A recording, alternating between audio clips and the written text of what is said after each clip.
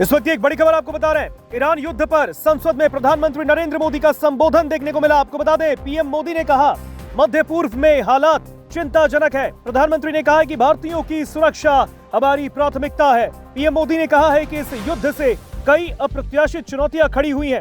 बड़ी खबर आपको बता रहे हैं, देश की संसद में पीएम नरेंद्र मोदी का संबोधन। मध्य पूर्व में जारी तनाव के बीच प्रधानमंत्री नरेंद्र मोदी ने संबोधन दिया। पीएम मोदी ने कहा कि इस युद्ध ने भारत के सामने कई बड़ी और अप्रत्याशित चुनौतियां खड़ी कर दी है।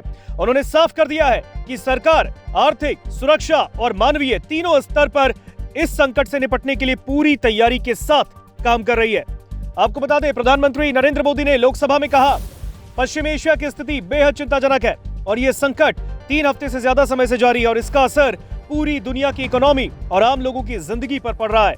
उन्होंने कहा है कि भारत के लिए भी ये स्थिति आसान नहीं है और कई मोर्चों पर चैलेंजेस हैं। प्रधानमंत्री ने आगे कहा, जिस क्षेत्र में युद्ध चल रहा है वह वैश्विक व्यापार के लिए बेहद अहम है। साथ ही करीब 1 करोड़ भारतीय खाड़ी देशों में रहते हैं और काम करते हैं। ऐसे में उनकी सुरक्षा मोदी सरकार की सबसे बड़ी प्राथमिकता है। प्रधानमंत्री ने जानकारी दी है कि जंग शुरू होने के बाद से अब तक 3,75,000 से ज्यादा भारतीयों को सुरक्षित वापस लाया जा चुका है। सिर्फ ईरान से ही करीब 1,000 भारतीयों को निकाला गया, जिनमें 700 से ज्यादा मेडिकल के स्टूडेंट्स हैं। उन्होंने ये भी बताया कि कुछ लोगों की जानें गई हैं और कई के जख्मी होने की दुखद खबर भी सामने आई है। प्रधानमंत्री ने आगे कहा है कि भारत में क्रूड ऑयल यानी कच्चा तेल, गैस और फर्टिलाइजर का बड़ा हिस्सा स्ट्रेट ऑफ हॉर्मुज के रास्ते से आता है, जो इस वक्त संकट में है।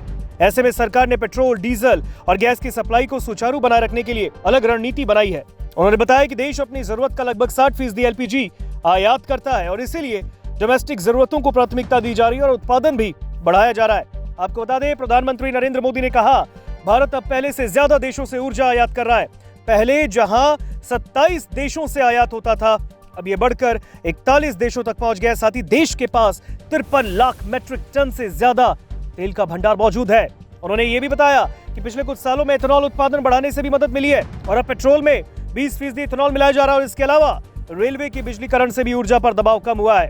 तो बड़ी खबर आपको बता रहे हैं, प्रधानमंत्री नरेंद्र मोदी ने संसद में साफ तौर पर कहा है कि सरकार लगातार वैश्विक सहयोगियों के साथ कांटेक्ट में है और ताकि समुद्री रास्तों पर सुरक्षित रहा जाए। और उन्हें भरोसा दिलाया कि भारत इस संकट का मजबूती से सामना करेगा और देश की अर्थव्यवस्था को सुरक्षित रखने के लिए हर जरूरी कदम उठाया जा रहा है।